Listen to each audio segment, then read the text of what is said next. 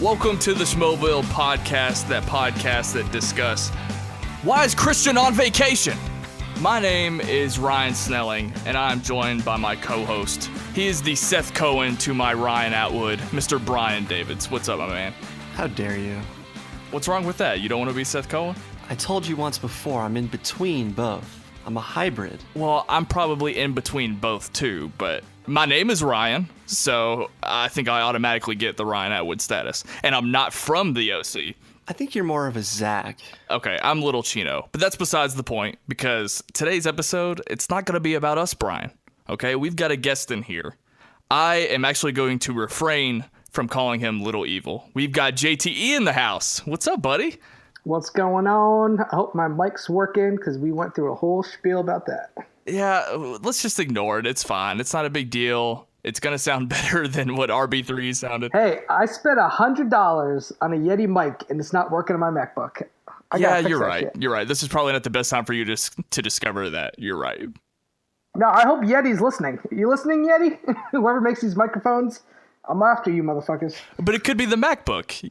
I don't think so. This is a work MacBook. This is like a top of the line MacBook I'm working on. Well, not today, it isn't. No, it's not. But dude, I'm so glad you're here. I think we've been trying to get you on. We first asked you months ago to come on. Yeah. We finally got it worked into your schedule. It's better to do it on a weekend when we were all available. So thank you so much for being here. We're excited. I know the fans listening are excited. The show is going to work a little bit differently, guys. JTE is going to hang out with us. We're going to talk to him, interview him, talk to him about the Schmoedown, but we're going to do some rearranging with the segments. So JTE is going to leave us because he did not get to catch the live show this week. I know that's blasphemy, but that's okay. I was sick, people. He was sick. You're right. He has an excuse. We're going to let him go after that, and then me and Brian will carry on and continue our traditional recap of Collider and Schmoes this week. Let's start off. Mr. Brian Davids has worked very hard this morning. We usually weekly, starting last week, do this history lesson because Brian is a more seasoned fan of Schmoedown and Collider, so he's able to teach me things that I might have missed over the years. Today he did something very special for JTE, right, Brian? Yeah, this week's history lesson is all about today's guest, JTE, a legend in the Schmoedown lore. And while this history lesson might be old news for some, it's new to others, including JTE, as he'll soon find out. So the artist formerly known as Josh Tapia, JTI, Mr. Ecuador, and now known as JTE, JTE, the host of JTE Movie Things, and last but not least, Little Evil, came to the Schmoedown show on a lie, or as I like to call it, the lie between oceans, since JTE was in Connecticut at the time he reached out to these schmoes in the YouTube comment section to see if they needed an intern during Phase 3. JTE was already an active fan, one who'd call in on occasion after first hearing them on Adam Carolla's podcast. Christian and Ken took the bait, and when asked if JTE lived near the greater Los Angeles metropolitan area, JTE said of course in his Bane voice. Little did merely Mark Ellis, the pit boss, and Kid Christian know, JTE was in between residences, which meant he was deflating footballs on the East Coast for $12.50 an hour. So Little Evil made the trek to Los Angeles to meet up with Ken for an interview about a potential internship despite not living in Los Angeles. JTE scheduled his interview at a time where he knew he'd already be visiting his sister in LA, and regardless of his permanent residence, JTE landed the internship in late 2012, hence the nickname Josh the Intern, which quickly became JTI. Eventually, JTI rose up the ranks, becoming JTE, as in Josh the Engineer, once the show moved to AfterBuzz.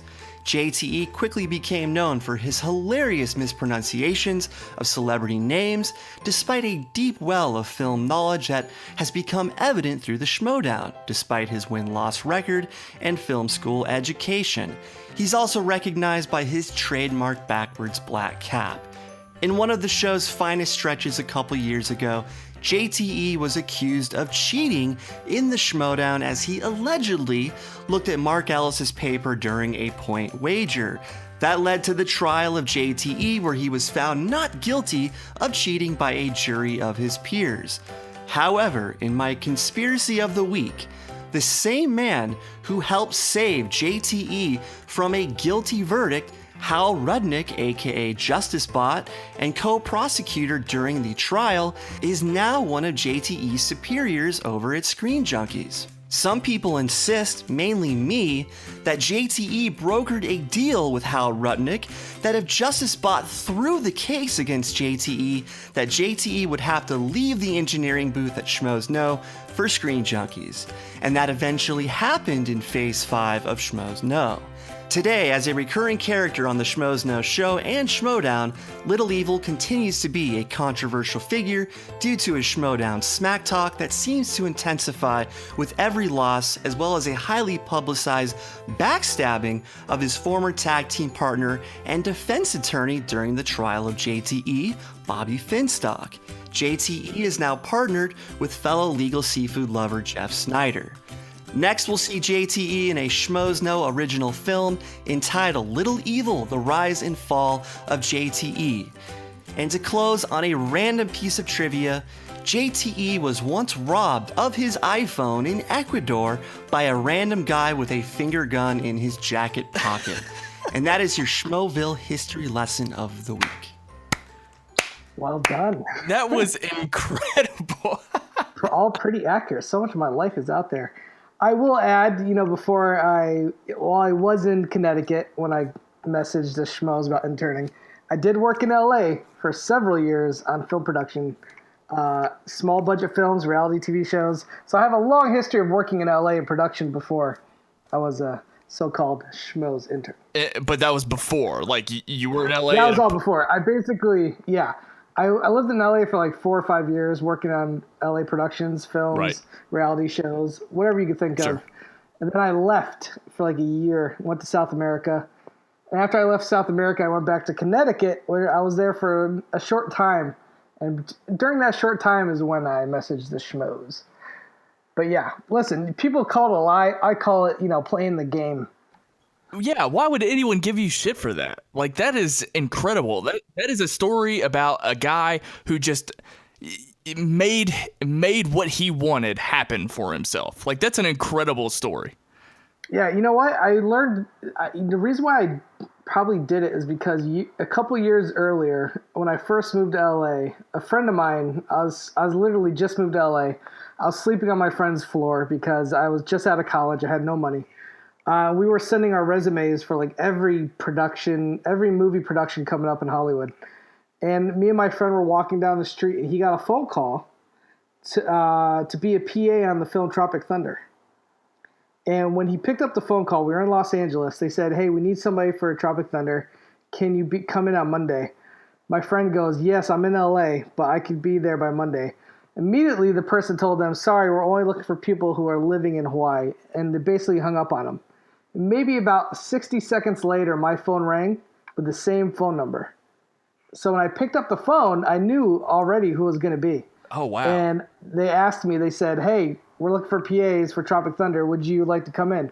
And I was like, "Sure, I'd love to do it." They're like, "Can you come in Monday?" I said, "I'll be there Monday." That was Friday. The next day I bought a ticket to Hawaii. And I got a job on Tropic Thunder. That is incredible. I've never heard that story. Have you heard that, Brian? I have. Oh, okay. So you've said it before. That's nuts. So I don't call, did I lie? Did I tell them I was in Hawaii? But, you got to do what you got to do to make in this business. And, it's only a lie it's not a lie if you believe it. Like I said, the lie between oceans. Yeah, there you go. Was that the line you were looking forward to the most when you were given that spiel there? That was one of my favorites. It's a relevant and timely one, especially. Oh, absolutely. Great job, by the way. I loved how, yes, we do that history lesson portion on the show, but I love how instead of just asking JTE about it, we just had you read it all off, and he was just there to fact check you. That was great. Yeah, man. I mean, JTE is the guy that I don't know a whole lot about you. This is the first conversation I think we've ever had, aside from DMing about coming on the show. But I feel like I can relate to you the most because I haven't been watching Schmoes or Collider for very long, just a little bit over a year. And the time that I've been able to speak to Christian and Mark is even less, like half of that. Mm-hmm. And now I do the Schmoeville podcast. So I think we're in similar boats in that way.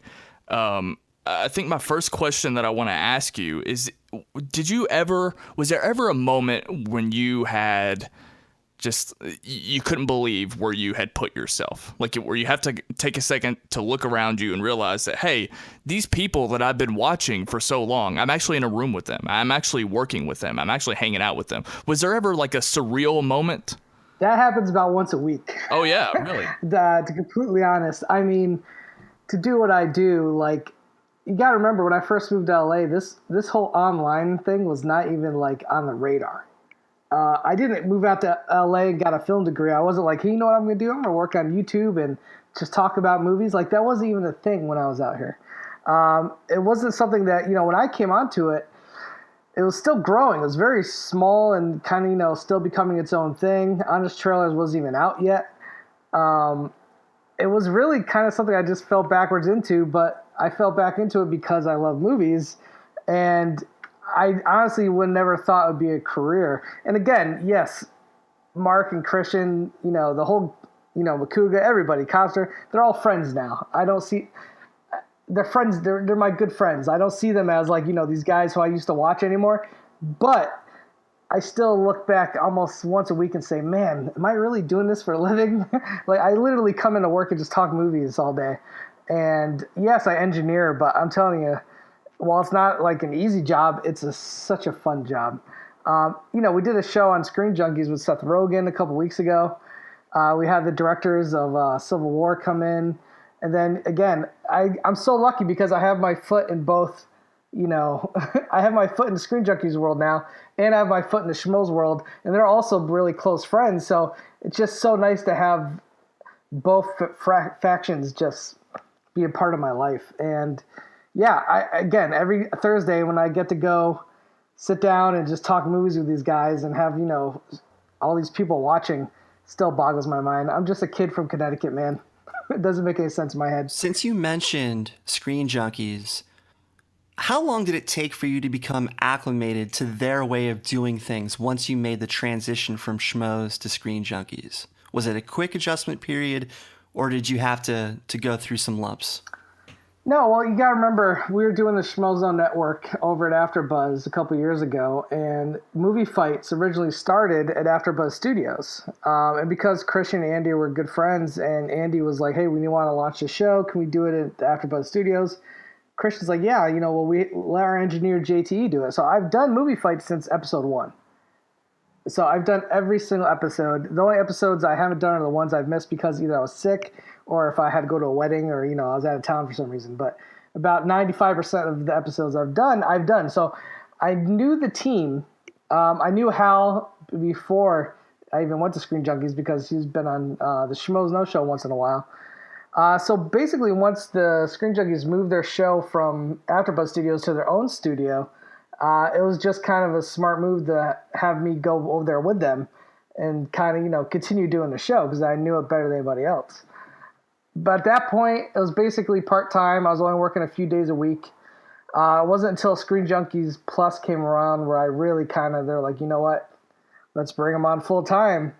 And it was great. I mean, it wasn't for, being with the Schmoes and making all these friends and, becoming an engineer for the Schmoes, I wouldn't be where I am today. How far is the drive from ScreenJunkies to Collider Video Studios in Burbank? Me and Ken usually will bounce out right after Movie Fights, and depending on traffic, I'd say 45 minutes to an hour. God, that makes me hate LA so bad. Every time I think about moving out there.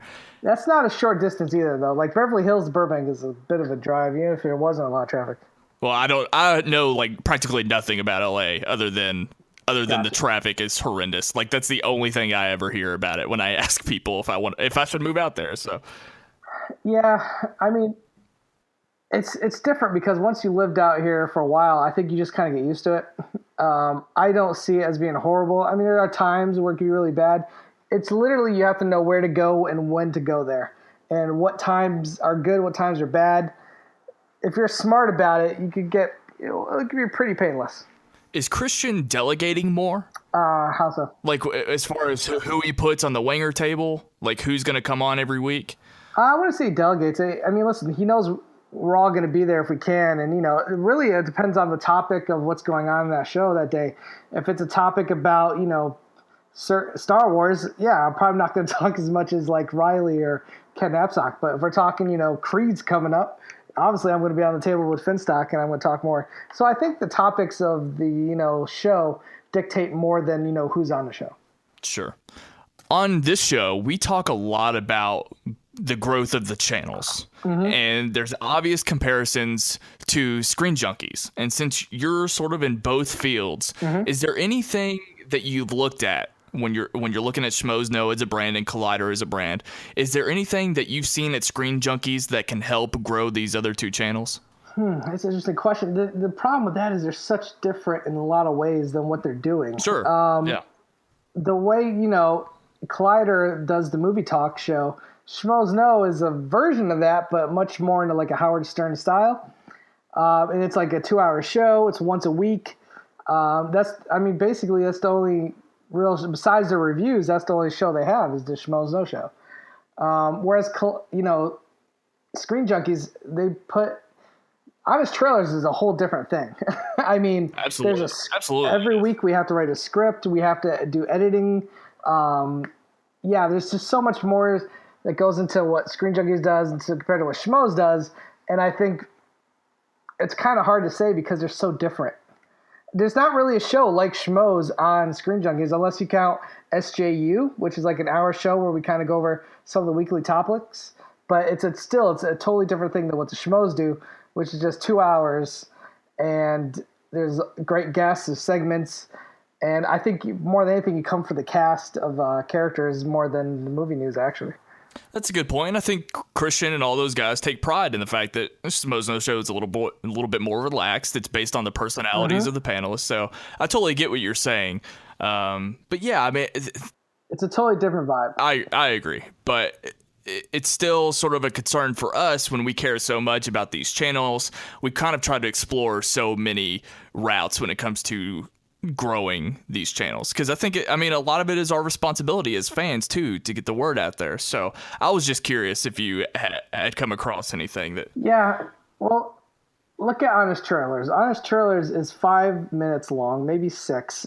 It's easily digestible, and I think that's the reason why it's the biggest show on Screen Junkies. The reason why they get millions upon millions of hits is because you're taking something that's already ingrained into pop culture and you're just kind of reimagining it and having fun with it. And it's just, I think that's why Honest Trailers just kind of took off. You can't really compare that something to like a 2-hour show. You know what I mean? There's nothing yes, you have movie fights, which is an 1.5-hour show, but that's so much different also from what Schmoes do, which is a 2 hours news show with, entertainment and interviews. That's why I'm hoping that the Schmoedown can take them to the next level, especially when you have additional content like the 30 for 30 starring you, which is content that could potentially go viral once they've built up their audience even more so. Yeah, I'm excited for the Schmoedown. I mean, we love doing the Schmoedown on the Schmoes Know show. It was one of the biggest hits we had in our run the 4 years I was a part of the show. And to see it become this whole new thing is really exciting. And I love doing it, even though I don't have the best record right now. So from your perspective, it sounds like Collider / Schmoes, they need something that has the potential to go viral like Honest Trailers. Well, yeah, they don't have to, but it's everybody, people like movie trivia. People like, talk shows about like Collider Movie Talk. People love that stuff. Jedi Council is one of their biggest shows because it has a built-in brand. It has Star Wars there to push it. The thing with Honest Trailers is you're taking the biggest movies of the year that millions of people have seen and you're repackaging it in a humorous way. So it's just so much easier to reach so many other people. Not that many, someone who's not a big movie fan is not going to look up movie trivia Schmoedown, whereas they're going to look up Frozen Honest Trailer. You know what I mean? So it's kind of, who knows? Maybe Collider and Schmoes can come up with something new that's, a little more has a bigger reach, but they could look up movie trivia. They could look up movie Jeopardy for people that want a Jeopardy type show only for movies. This would be the go-to solution once they build it up. True. I think a lot of, especially with the Schmoedown, like for me, I'm a huge movie geek. Okay, I love movies. Really? I love, yes, as you know, I love watching the Schmoedown to see, because I like playing along.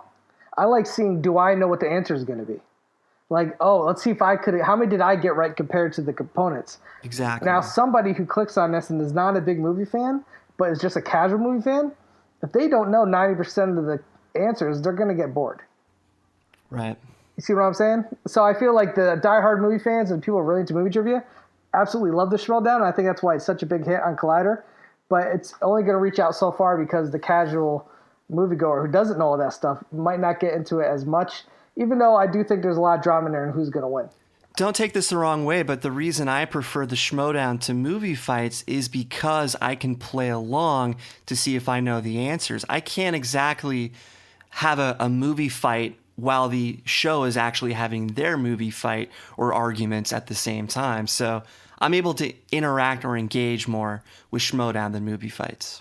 Oh, I totally get that. Plus, it's a shorter runtime. I mean, movie fights does run like an hour and a half sometimes, which can be long, but that's why we give the option to skip around. Movie fights, again, sometimes it's frustrating because you want to jump in and fight yourself. Right. You're like, come on, make this point or say this. Trust me, there's times where I'm in that booth and I'm like, someone will be defending an answer that I think is right and they're not really doing a good job. And I'll be like, I just want to run out of the booth and be like, no, this is why it's right.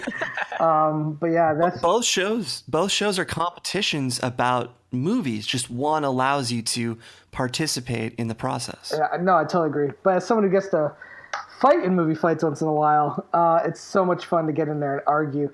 But it's you're relying on a judge, so it's kind of, you can think, there's been times where I thought I gave great arguments and I lost, so that could be frustrating too. Is there more pressure going into a Schmoedown or a movie fight? I think I would say Schmoedown because, like, you could, if you feel like you've given a good argument, you could, even if you lose, you feel somewhat satisfied, okay? When you miss a question that you knew was right, and you're going to hear about it, and you're going to, like, after I lost the match to Makuga, and I knew was the accused, watch that video. When I said Silence of the Lambs, I immediately put my head in my hand, because I knew it was the accused. I knew it. And for the whole week, after that, every morning I'd wake up, and I'd be like, oh, the accused. The accused. I don't know why I said Silence of the Lambs. I second-guessed myself. It haunts you in your sleep. It haunts me. So, do you believe that maybe your smack talk and overconfidence affects your luck when it comes to the Schmoedown? Because I know, Brian, you've said that you think JTE has a belt in his future if he just let his play do the talking. Do you agree with that? Exactly. No. I feel like I'm confident. I've look at the matches I've lost. They've all come down to the last question. And listen, the one I lost against Ellis, I'm sorry, I like Hitch, but I would never remember the catchphrase, whatever the tagline was. That's not something I'm upset about losing at, okay? Okay, I was like, if Ellis knew that, good on him, he knew that. But I took him to the limit, man. Those were some hard questions we got. And Makuga, I messed up. That was it. Sure. And then when I took on the Schmoes in the tag team, come on, man. I almost single-handedly beat both of those guys. But the fact that you keep getting these bad beats and these unlucky moments, if it was me playing, I would simply stop talking and just try to reverse my energy somehow to change my luck. I would do something to change my approach to get those lucky bounces to go my way. That's all I'm saying. You want JTE to take the George Costanza approach and just do the opposite of everything he's been doing? Is that what you're saying? Something to that effect, because he's got the knowledge. He's just not getting those lucky bounces his way. That's what it is. That's why it's lucky bounces. It's not so much I'm getting beat by people who know more than me. It's the fact I'm just not getting I'm not getting lucky bounces. And that's just the way it goes in any sport, not just Schmoedown. Listen, I can only ride this bad luck for so long. I think eventually I'm just gonna go on a tear and win like 5 in a row. Well, next time you order at a restaurant, get the chicken salad, see if your luck changes. You might get the girl in the end. We're going to talk plenty more about Schmoedown, but I have one more question I got to sneak in here before we move into that. I am extremely curious about what's going on right now with YouTube and how they've put these regulations on their channels for their ads. And it seems that over at Collider, I don't know if you've realized this, how much Collider you watched recently, but they've done a lot less cursing.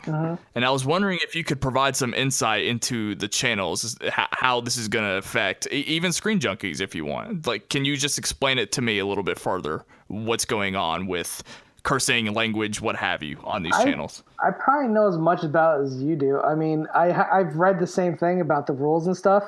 I personally haven't heard anybody like at ScreenJunkies or Schmoes be like, we need to cut down the cursing. But again, I'm at ScreenJunkies a lot more than I am at Collider. But yeah, I think when that breakout, was that like earlier this week or last week? Yeah, it was just recently. Yeah, I think it was, if not last week, a week before. I haven't heard much. I don't curse usually on my YouTube channel, so I didn't really worry about it when I read it. I don't think we curse that much on the Schmoes, or we don't do as much as we used to. As far as like, are we going to watch about doing it more? I haven't heard anything. But again, I wasn't at the show this week because I was sick.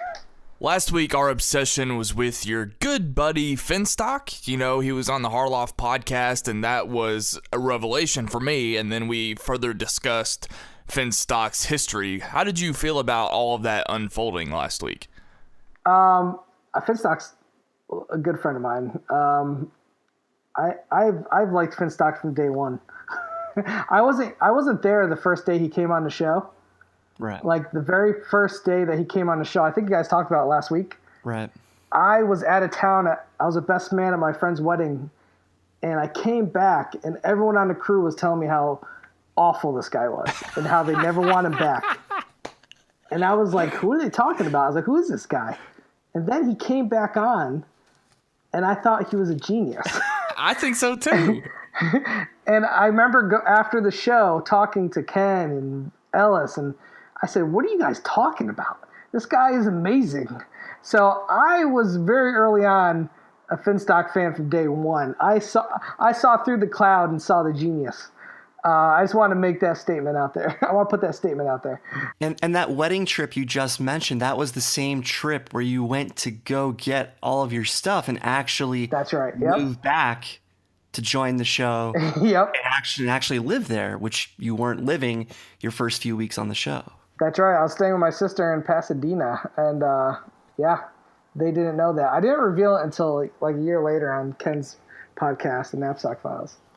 The lie between People are oceans. losing their minds. Yeah, man. It was great. Best lie ever told. Absolutely. I agree. I was going to say, one thing I've learned in film school, and like my teacher told me, luck, making it in Hollywood is all about when luck meets preparation. And you got to be prepared to be lucky. And I can't tell you how many jobs I got by maybe, did I lie? Sure, I lied. But I followed through on the lie. I didn't lie to put anybody in harm or put anybody in jeopardy. I just did it to give myself a chance to put my foot in the door. And I think you got to be willing to take those risks. Listen, when I messaged the Schmoes, it was on a YouTube video. I believe it was on their Q&A video where there's like, just recently we said, hey, ask us a question on YouTube. I remember being in Connecticut. It was maybe at like midnight. I was literally about to go to bed. And for some reason, right before I went to bed, I turned on my computer, saw that video, wrote down, hey, do you guys need help interning? And I went to bed.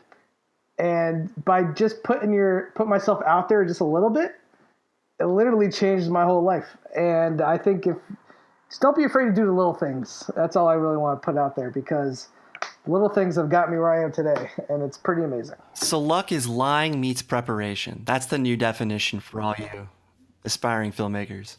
That's the new definition, man. Fake it till you make it. Very well said. Very well said. Are we ready to move into yesterday's Schmoedown match between Ellis and LaVine? Yeah, let's do it. Sure. So you watched it, right, JT? Yeah, no, I saw it. He knew the results 6 weeks ago. Yeah, when they taped it, JTE was in the house. He knew the whole time what was going to end up happening. But JT, who did you pick going into this matchup? I picked Mark Ellis, man. Listen, if you beat me, you got my respect. There you go. So if Mark Ellis, because I feel like I could beat Sam Levine. So if Mark Ellis beat me, I felt like he should beat Sam Levine. Brian, who did I pick? I don't remember at all because I didn't write down my bracket. I just said it last week's episode. Didn't I pick Ellis? I thought you picked LaVine. I think almost everybody picked LaVine. I don't remember picking LaVine. I think I went with Ellis. And someone LaVine's such a powerhouse though that most people, I'm not saying you did, but most people pick LaVine, but Ellis once again shocks the world. I think I was down on him after the Clark Wolf match. I don't remember. Whoever remembers what I said last week is probably going nuts at me because I probably said Sam Levine all along, and now I'm pretending to pick Ellis. But let me ask you guys something. Do you guys think that people overlook Ellis because of his sense of humor, that they kind of take him for granted because he's not as serious as some of the other opponents, John Roca? I can see that. Yeah, I mean, the funny guy. A lot of times people don't take the funny guy seriously, but anyone that's actually hung out with Mark, and he has a great memory. It's insane the stuff he can remember. Like I remember a lot of things about movies, but he'll remember some of the finer details, and I think that helps him a lot in Schmoedowns when the questions are more about the finer details than the bigger picture. Yeah, he's really surprised me of late, so I cannot overlook him any longer. So, and Campia, he sort of brought this up yesterday before the match. Ellis has the mind of a comedian, and the mind of a comedian is able to reference things.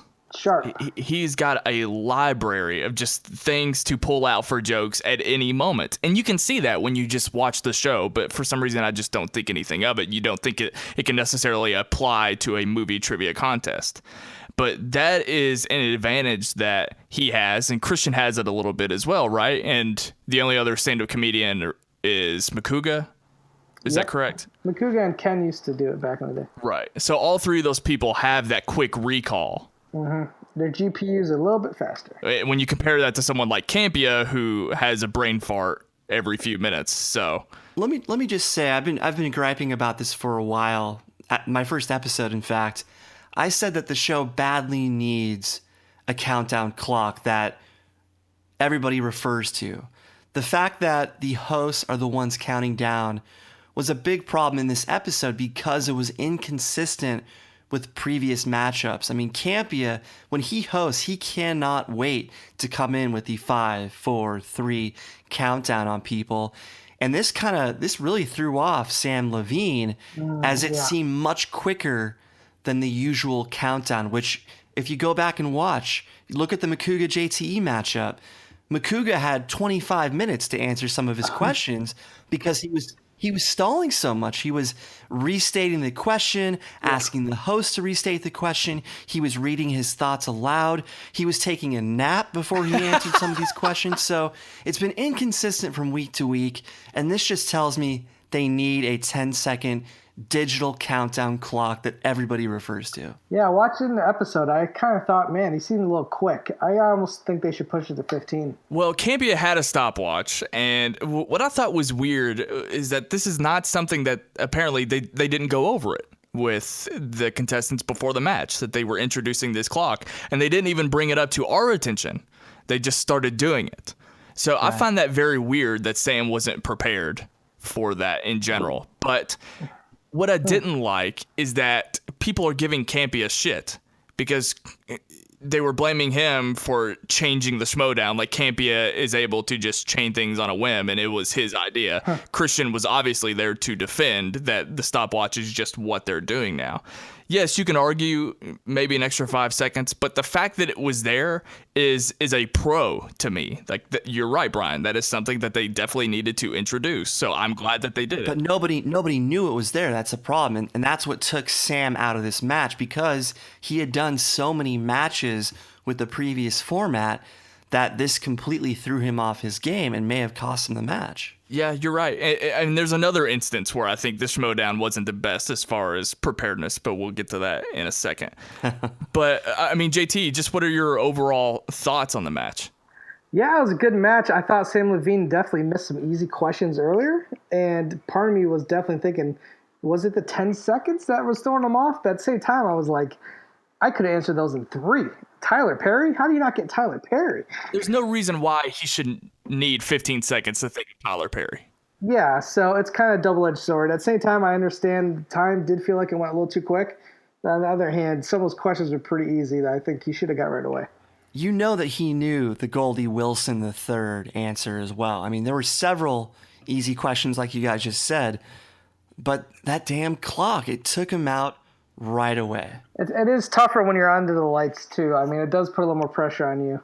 How many people are watching usually during your matches? Does it vary from matchup to matchup?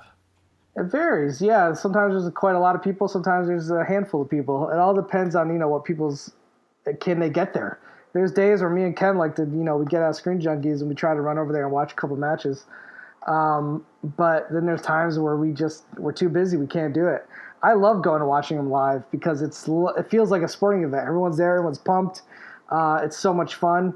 I wish I could go every Friday, but I have to work, unfortunately. Do you prefer an empty room or an audience? Give me an audience. Interesting. I want people cheering and booing. Brian, did you just miss that JTE confirmed that they do multiple tapings in one day? I caught it, believe me.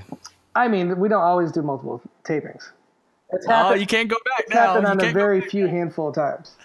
We just have this, for whatever reason, we love to speculate about when the Schmoedown is taped, even though ultimately it doesn't have any impact at all. We just like talking about it. It's the worst kept secret on YouTube.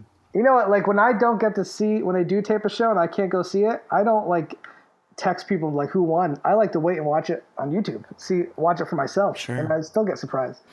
I want to address this multiple choice thing. For one, let me just correct myself last week. Last week, I was pretty much ranting at how disappointed I was in Riley for going multiple choice for the Attack of the Clones question. Yeah. Jimmy Smith's, right? Exactly. And I had a huge problem with that because, for one, there's no question, and I still believe this, there's no reason why he should have known the answer. For being a Star Wars fan, I even knew it, and I'm not a diehard Star Wars fan. Dude, same here. I knew it, and I was like, damn, I'm not even a big Star Wars guy. But Christian corrected me because, I agree with him now, so this is my fault. You don't agree with him still? I don't agree with that at all. When Mark Riley was trying to answer that question, he looked like a deer frozen in headlights. So when he was trying to find the answer in his head, he wasn't thinking, oh, I should make this a multiple choice question in case I can't answer it and my opponent can only get 1 point. He was not thinking 3 steps ahead for his opponent's sake. He was just trying to answer the question for himself. So I don't buy for 1 second that it was strategy that Riley calculated on his own. He froze under the lights. That was a question he should have answered without having to go multiple choice. So you're calling it luck. Is that what you're saying? I'm just saying that after the fact strategy is BS in this case. I'm not saying people don't use it from time to time, but Riley in this case was not using it in the event that he couldn't answer the question post multiple choice. So that after the fact strategy is valid in some cases, not in this one. Well, JTE, what do you think of Sam's strategy to purposely not go multiple choice? Yeah, he should have went multiple choice on a couple of those. I don't know what he was thinking, especially the hard target question. I mean, he probably had no idea. There's times where you're like, if I have no idea whatsoever, and you think you just make a lucky guess, I could kind of understand going for 2. But when I was with teammates with Finstock, I said, listen, no matter what, you take it to multiple choice. Because the worst case scenario, they steal 1 point and not 2. That was like my whole strategy for keeping us in the whole tournament when we were in tag team champs, going for the tag team champs. But yeah, he probably should have done multiple choice on a couple of those. But honestly, if you don't know the answer, you don't know the answer. I've gotten lucky though. I've gotten lucky where I've gone multiple choice and I just picked which one I thought would be the right answer, and I got lucky. So multiple choice can save your ass. I want to make a quick point about Ellis's Olivia Munn guess when it was Olivia Wilde as the... Oh, God, that was killing me. I knew it was Olivia Wilde. Oh, it kills me when I know these answers and these guys don't know it. because I lost to him. Wouldn't Olivia Wilde just be the much better guess because she's in far more movies than Olivia Munn? Yeah. I mean, come on. I mean, Cowboys and Aliens is a very forgettable movie, but Sure. I can't forget Olivia Wilde. She was so useless in X-Men Apocalypse. So useless. We don't talk about movies on here. Well, in passing, we do. Just because I'm ignorant to Sam LaVine, I've only seen him play in these matchups during Phase 6. My interpretation of Sam LaVine is that he's really nerdy. So why is comic book movies a weakness for him? I'm surprised by that. Yeah, I was a little surprised by that too when he mentioned it during the show. He's like, "Oh crap, I'm skipping comic movies." I think he's a working actor, and he's probably too busy in the last 5 years to actually go see movies that often. And that's when comic movies have really kind of hit its stride. But he knows his classics. He knows his older films. I think some of the weak points for him is honestly the more recent films because he probably doesn't have time to get to the theater as much. The forgetting Sarah Marshall mistakes I thought were shocking as well, but I loved his quote. All I remember from the movie is Siegel's dick. Yeah, and that was kind of the theme this week. There was a lot of dick talk on Schmoes this week. I've been rewatching Freaks and Geeks this past 2 weeks because I just picked up the Blu-ray set, and Jason Segel, Sam LaVine both star in that show. Right. I was a little surprised he didn't get that answer correct. I figured, it's his buddy. Maybe they get it. It's a very good point. I want to move into what I think is the most controversial thing, period, since Phase 6 started with these Schmoedowns on Collider. So I'm really excited to hear your take, JT, on this because I think you're a fan of Bruce Lee. Am I right about that? Hell yeah. Okay. So the question was, and I'll paraphrase, and you can correct me if I'm missing something, but the question last night was, what is Bruce Lee's final film, correct? Mm-hmm. Okay, I grew up, I'm a self-proclaimed Bruce Lee historian. I mean, I grew up with Bruce Lee. My dad taught me a ton. I've done a lot of required reading, a lot of documentaries, a lot of the movies. Mm-hmm. If I'm at that table and John Campea or Christian, whoever asked, what is Bruce Lee's final film? I answer Game of Death. And if they tell me that I'm wrong, there's going to be a mutiny, and I'm going to be hauling bodies out of there. Because to me, Game of Death is Bruce Lee's final film, and I was outraged. I'm not mad at Sam. I'm not mad at him for answering, and I'm not mad at them for giving him the point, because ultimately it doesn't really change anything anyway, because he's still lost. I'm mad that the question can have so many technicalities, apparently, because people were arguing, including myself in the YouTube comments yesterday, all these technicalities about what it means for it to be his final film. And I mean, if you can argue all that, then I just think that goes to the fact that the question is kind of bullshit and shouldn't be asked anyway. But I mean, I guess let me just ask you first off, if you were in the chair, what movie would you have answered with? I would have answered Game of Death. I'm a huge Bruce Lee fan. Listen, Enter the Dragon was his last film that was released. He died right before the release. Correct. He wasn't able to finish Game of Death. But they still released Game of Death in theaters, even though it was a hack-eyed job. It was horrible, but it was still released as his last film. I mean, John Candy died before finishing Wagons East, and they still released Wagons East. Right. I blame Josh Pakuga. Why? Just because. Okay. I agree with you. Yeah, for me, I would have said Game of Death. And trust me, if I was on that table and they said no, I would have raised some hell. It would not have gone down easily. Yeah, I mean, I'm still kind of furious about it, to be honest. I mean, when you think of all these other actors, like you said, that have since passed and then a movie was released after them. Like, if the question was, what was Heath Ledger's last movie? And to me, that's like if someone said Dark Knight was Heath Ledger's last movie. Like, I would have raised all kinds of shit. The Imaginarium of whatever, right? Dr. Parnassus. Dr. Parnassus. Yeah. So yeah, I just think it ultimately boils down to it just wasn't a good question. Yeah. Like, if there's that many technicalities and people have, I mean, I can't believe I'm saying this, but people have an opinion as to what Bruce Lee's last movie is, then it just shouldn't have been asked, right? Brian, do you see it any differently? I agree with you, but I can see Campy or Christian kind of arguing the language. It was the last film released when he was alive, etc. So no, he was dead when it was released. The film prior, the film that was the answer, that was the last film Enter the Dragon. that was released when he was alive. So I can see them arguing the semantics. He wasn't alive for either release. No, he was dead. He was dead when Enter Dragon was released. I am not a Bruce Lee historian. That's fine. That's fine. So I'm going to pass on this question. Yeah, no, he died before the release of Enter the Dragon. So you can't really take that side of the argument. I prefer Brandon. Oh, you're out of your mind. Oh, get out of here. I love The Crow, don't get me wrong.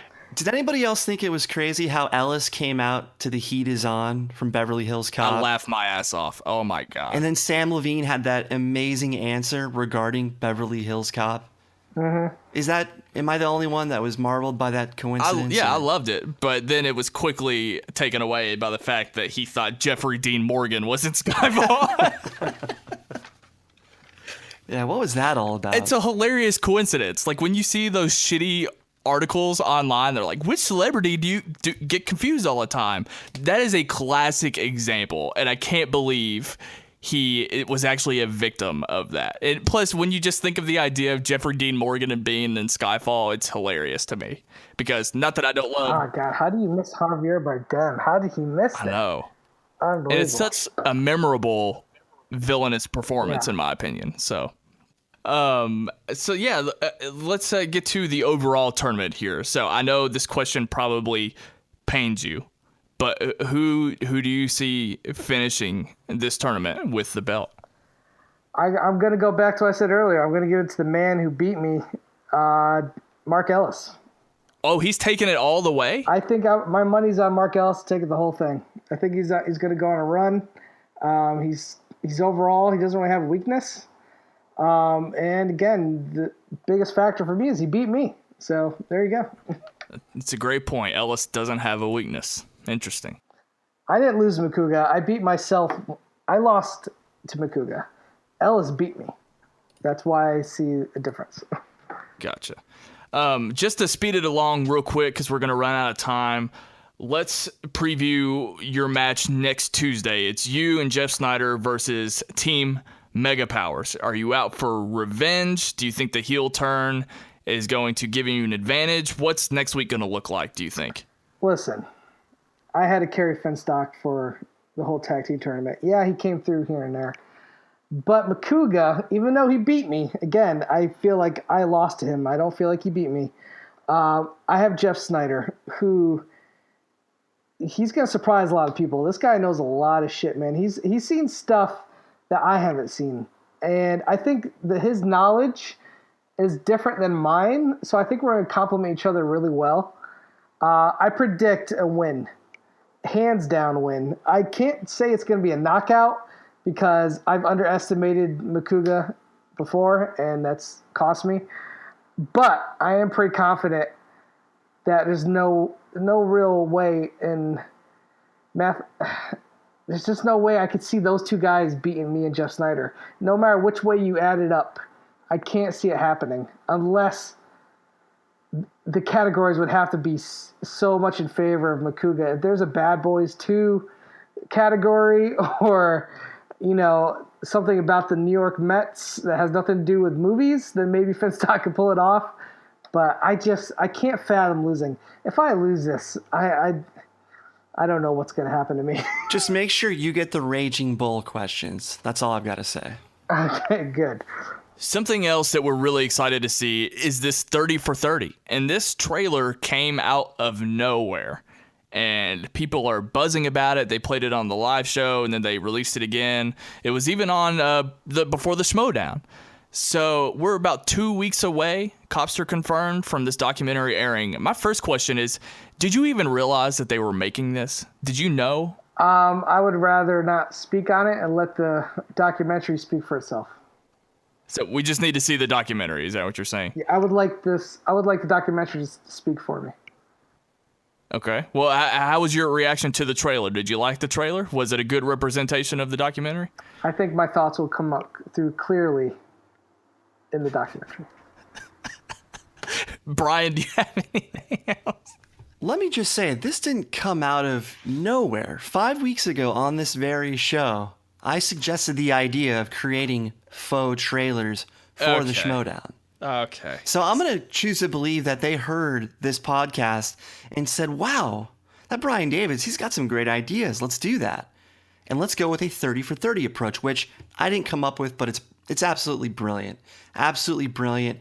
And once the show gets bigger, once the audience gets even bigger, these faux trailers will be so fun, and that's what can potentially go viral. Obviously not on the same level as honest trailers, but it'll be something that you can share because it's short in length and whatnot. Yeah, everyone feel free to thank Brian the next time you talk to him, and thank all the guys who made it, who spent all the time putting this together for us. I'm really excited to see it, JT. Okay. I can confirm. Okay. It was not Brian David's idea. Oh, okay, good. Great minds think alike. Great minds think alike. Obviously, I had no idea they were doing this, so it just confirmed what a great idea somebody else also had. So great minds think alike. But anyway, I'm excited. I know our time is about to run out, so let me get to the fan questions. I think the frequently asked question right at the top is, what's the plan for JTE Movie Things? Do you have a release date? Do you know what the first episode is going to be? Yeah, I released the first episode, I think 2 weeks ago on the Schmoes No RS feed on iTunes. But it was a replay of it. It was a replay. I just wanted to get it out there so people knew that that's where it was going to be. I was hoping to record with Dan Merle this Friday, yesterday. But unfortunately, I was home sick with stomach flu. So I was not able to record. I think the next episode will be a follow-up to the Did the Oscars Get It Right podcast, which was the one I released 2 weeks ago, where we covered the year 1990 to like present day. The next podcast will be me and Dan going over the Best Picture nominees and winners from 1970 to 1990. Gotcha. I think that's a really fun podcast. The reason I originally started a podcast was I wanted to talk about movies that weren't just coming out in theaters. And that's why I came up with the premise. I'll basically ask the guest, what's the last movie you watched, at home or Netflix? Last movie you rented on Redbox or, back when there was a Blockbuster. I just wanted to have a chance to talk about movies that weren't, just coming out in theaters. So I thought it was a cool idea. I was running out my own iTunes channel for a while, but it actually got to be quite pricey because I had to start. It's a great problem to have. I had a lot of people downloading the podcast, and I was paying so much money just to get the bandwidth for people to download it. And then I opened my YouTube channel, which is also JTE Movie Things. And that kind of took precedence over the podcast, but I didn't want to abandon it altogether. So Christian was nice enough to say, hey, throw it up on the Schmoes No feed. So I think it's going to be twice a month, and it'll be 2 new episodes a month. The first episode will probably be, if not next week, the following week. It'll be the Dan Merle episode. And then from there on out, it'll be guests, from all over. ScreenJunkies, Schmoes, Collider, basically whoever I could get. I have a couple guests actually already lined up that I'm really excited for. I don't want to announce yet, but I got people coming to the studio to record. That's going to be really fun, and yeah, I'm excited to get back onto that because I had a lot of fun doing that podcast. Since you weren't on the live show this week, favorite summer movie, least favorite summer movie? Civil War. I would have to go Civil War. I think it was the best overall film I had this summer. I had a blast watching it. I think nothing beats that airport scene. I think this was a very disappointing summer overall. Did you ask what was my worst summer film or my most disappointing summer film? Yeah, since that was the discussion on the show, favorite summer film and least favorite summer film. Least favorite, I'm going to have to go Ghostbusters. Wow. Oh, wow. Yeah, okay. I did not like Ghostbusters at all. And I was one of the few people who was actually supporting it when I was getting all this hate on the internet. And people were saying, when that first trailer came out, a lot of people were really down on it. And I said, guys, the cast is too good. The director is too good to make a bad movie. I was like, Paul Feig has not done a bad film. This is the man responsible for Freaks and Geeks. I was like, all the comedians in here they're great. I literally went into that movie expecting it not to be great, but at the very least, good. And I got to be honest, I left that theater just absolutely disgusted. Not disgusted, that's a strong word. I just did not laugh once. I don't think I laughed out loud once. Wow. I don't think I liked any of the characters. I thought, even though I like Kate McKinnon, on SNL. I thought her character was just ridiculous and seemed out of place. Yeah, there's nothing I didn't take anything good away from that movie except for maybe a joke or two here and there from like Chris Hemsworth, but that's about it. I thought Resurgence would be the unanimous answer among everybody. Now, you know what? Resurgence, I never expected to be good. There were some cool ideas in Resurgence that I just don't think didn't translate to the screen well. But there were at least times in the movie where I said, oh, I see they're trying to do something interesting here. Even though they didn't pull it off, and I think it's a bad movie, I don't think they pulled anything off good in Ghostbusters. I can't think of one positive thing to say except for a few funny lines here and there. Thank you, everyone who submitted questions to my Twitter and to the Facebook group Schmoeville. Let me get to a couple of these real quick before we let JTE go. Kyle Duran just wants to know simply, what's Ecuador like? Do you like it? Yeah, I lived there for a year. I think it's great for everyone to travel outside of the country at least once, just to, broaden your horizon and kind of get a different taste of what culture is like outside of America. The reason why I went there for a year was I really just wanted a culture shock. I wanted to just really get it, I don't know, I don't want to say life lessons, but I really just wanted to become more familiar with the world outside of America. And I still want to do that. I would love to visit like Asia and Hong Kong and Japan. There's a lot of places I would like to go to. I just want to, listen, man, there's only one Earth. We're only here for a certain amount of time. Why not see as much of it as you can before you go? When I hear stories about people who live their whole life in like one town in like Texas, I'm just like, man, get out and see the world a little bit. I've always wanted to get robbed by a finger gun myself. So listen, yeah, you know what? That's why I fought with the guy, because I knew it wasn't a gun. Me and that guy tussled for quite a bit. But listen, it's an interesting country. It's actually the number one country for retirees in America. Because it's super cheap to live down there. The reason I could live down there for a year is because it's super cheap. My apartment, I had a 3-bedroom apartment, and I think my rent was $200 a month. I split it with 2 other people to go see a movie, and they actually have decent movie theaters there. At like prime time theater going, it would be $4 for a ticket, $5 if it was 3D, and for $5 you get a large soda, large popcorn, and nachos. Let's go to Ecuador. I mean, Ecuador was a pretty cool place to watch movies. I can't lie. I saw a lot of movies down there. Are your parents there full time now? They split their time between Connecticut, which they have a house in, and South America. So they split their time. Basically, summer's up here, winter's down there. Do they watch your YouTube shenanigans? They do. They keep up with it, not like religiously, but once in a while they like to see the Schmoedown. They like to see me win or lose recently. But they do get into it once in a while. When I did a show called Box Office Breakdown, they watched that pretty regularly. Staying on topic with geography, James Golding wants to know if you and Jeff thought out the name Team Patriot, because now people in the UK are least likely to support you now. Listen, we're a team of winners. America won the Revolutionary War, so if a bunch of English don't want to support, the winners, I'm sorry. Listen, I have a friend who lives in England. He's lives in Oxford right now. One of my best friends who I grew up with. So I've been meaning to go to London soon because I actually have a place I could crash because I hear it's expensive as shit out there. Listen, man. We're your brethren, okay? Let's not forget that. Go watch Mel Gibson's The Patriot.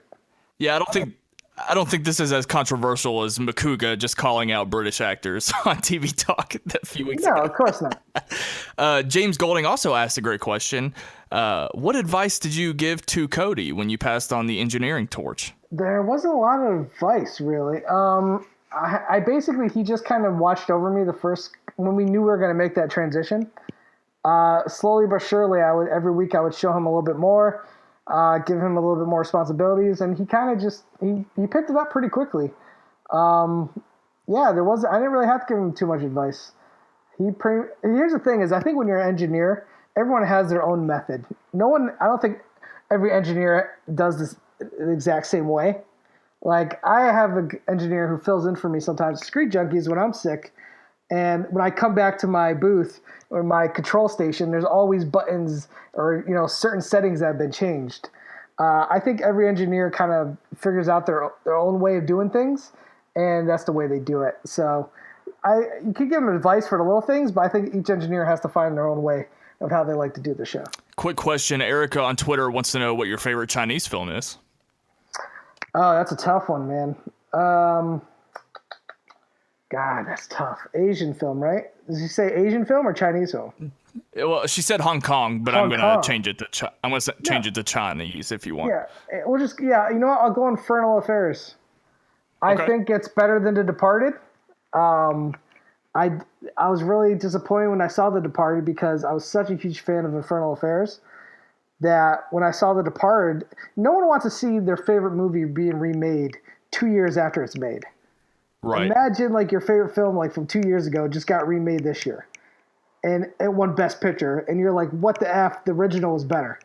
Now, from people that I talk to, it's like if you saw Departed first, you're going to like that more than Infernal Affairs because it's your first time watching it. It's the first time seeing that story. And again, it has an amazing cast. But if you saw Infernal Affairs first, I think you would like that movie more because, again, it was your first time seeing it and the first time seeing that story. I don't think Departed's like a bad movie by any means necessary. Obviously, it won Best Picture. But I think Infernal Affairs gets a few cue moments.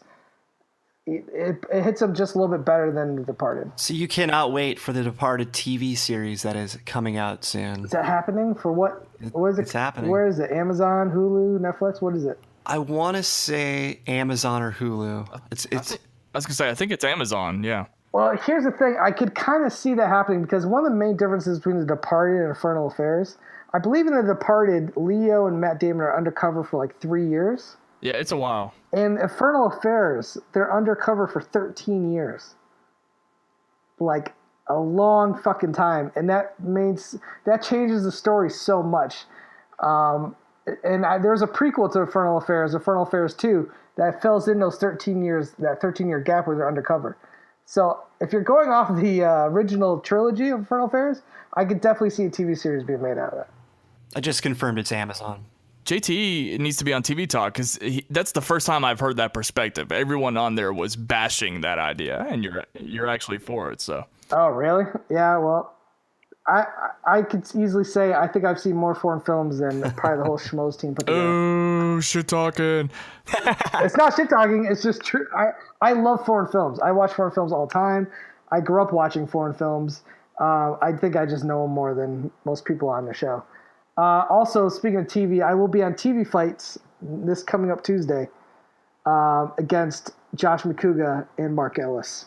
So look out for that. TV Fights doesn't get enough love. I really wish, and I'm sure this goes against the entire idea of Screen Junkies Plus, I really wish that TV Fights was on YouTube. Yeah, trust me, you're not the only one. I'm sure a lot of people wish that. It's a really good show.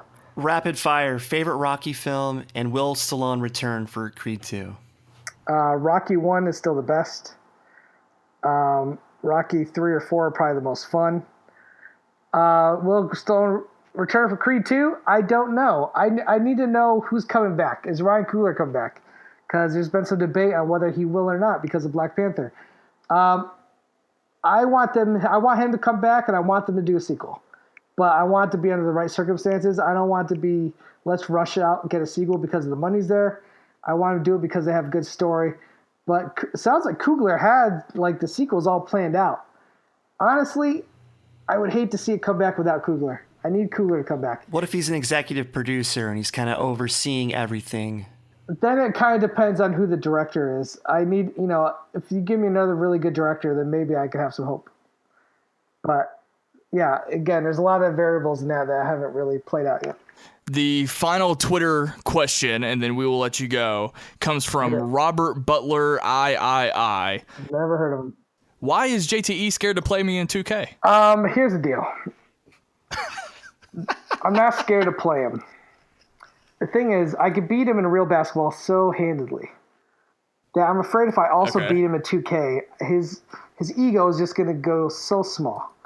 I don't want to destroy him on every level. Yeah, I could destroy him on the basketball court physically and outshoot him, out-rebound him. I mean, I would just run circles around the kid.